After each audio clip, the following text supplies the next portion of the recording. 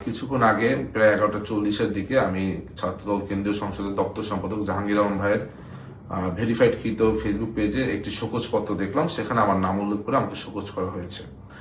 এরপর থেকে ঢাকা বিশ্ববিদ্যালয়ের বিভিন্ন শিক্ষার্থী, সাংবাদিক ভাইয়েরা, সারা বাংলাদেশের ছাত্রদল নেতাকর্মীরা আমার কাছে বারংবার জিজ্ঞেস করছেন, ফোন করছেন কেন আমাকে শোকজ করা হলো। যদিও আমি এখন পর্যন্ত জানি না কেন শোকজ করা হয়েছে, এবং আমি কিন্তু তখনই তাৎক্ষণিক এটি যখন পেলাম, কেন্দ্রীয় ছাত্রদল দপ্তর সম্পাদক জাহাঙ্গীর আলম ভাইকে আমি ফোন করে জিজ্ঞেস করলাম, ভাই কি কারণে আমাকে শোকজ করা হয়েছে, সেটাই তো জানি না, উত্তরটা দিব কিভাবে। উনি আমাকে বললেন উনিও জানেন না, কেন্দ্রীয় ছাত্রদলের সেক্রেটারি বলেছেন, প্রেসিডেন্ট বলেছেন, এই জন্যই উনি করেছেন।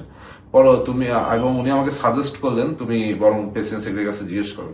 যা হোক, পরবর্তীতে আমি জানতে পারলাম যে গতকালকে 26শে ফেব্রুয়ারি বৃহস্পতিবার ঢাকা বিশ্ববিদ্যালয়ের শিক্ষার্থীদের নিয়ে আমি একটি ইফতার মাহফিলের আয়োজন করেছিলাম।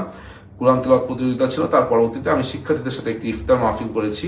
সেই ইফতার মাহফিল কেন করলাম সে কারণে নাকি আমাকে শোকজ করা হয়েছে। আমি আসলে ব্যক্তিগতভাবে আমি গতকালকে আয়োজনটি এজন্যই করেছিলাম, যেহেতু এই দল বাংলাদেশ জাতীয়তাবাদী ছাত্র আমার প্রাণের ছাত্র সংগঠন, এই সংগঠন বিগত দিনের ডাকসুতে আমাকে জিএস পদে মনোনয়ন করেছিল, এবং শিক্ষার্থীদের ভোটে আমি প্রায় 5,500 ভোট পেয়েছিলাম। তাই আমি মনে করেছিলাম যে এই রোজা উপলক্ষে শিক্ষার্থীদের প্রতি আমার কিছু দায়বদ্ধতা রয়েছে। সেখান থেকে আমি শিক্ষার্থীদের সকলকে নিয়ে একসাথে একদিন ইফতারের আয়োজন করব, সেই চিন্তা ভাবনা থেকে কিন্তু আমার ইফতারের আয়োজন করা, এবং সেই ইফতার প্রায় 1000 শিক্ষার্থী অংশগ্রহণ করেছিলেন। আমি জানি না যে আমি কোনো বড় ধরনের অন্যায় করেছি কিনা, যে অন্যায় কারণে শোকজ পত্রটা শুধু ফেসবুকে আপলোড দেওয়া হলো, এখন পর্যন্ত আমাকে ব্যক্তিগতভাবে জানানো হলো না, বা অবহিত করাও হলো না, বা পাঠানো হয়নি। আমি যদি আমার কাজের কারণে ছাত্র দলের কোনো ক্ষতি করে থাকি, তবে আমি ছাত্র দলের বর্তমান যে প্রেসিডেন্ট সেক্রেটারি তাদের কাছে ক্ষমা সুন্দর দৃষ্টিতে তাদেরকে দেখতে বলছি।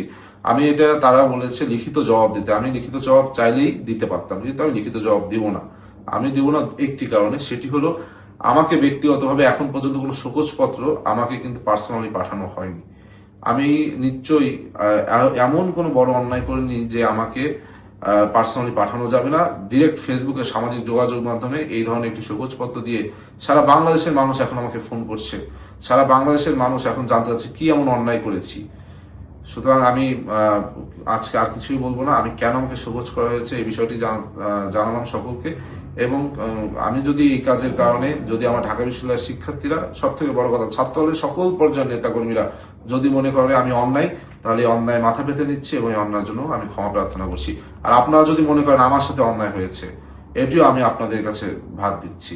আমি সবসময় মনে করি ব্যক্তির থেকে দল বড়, দল থেকে দেশ বড়।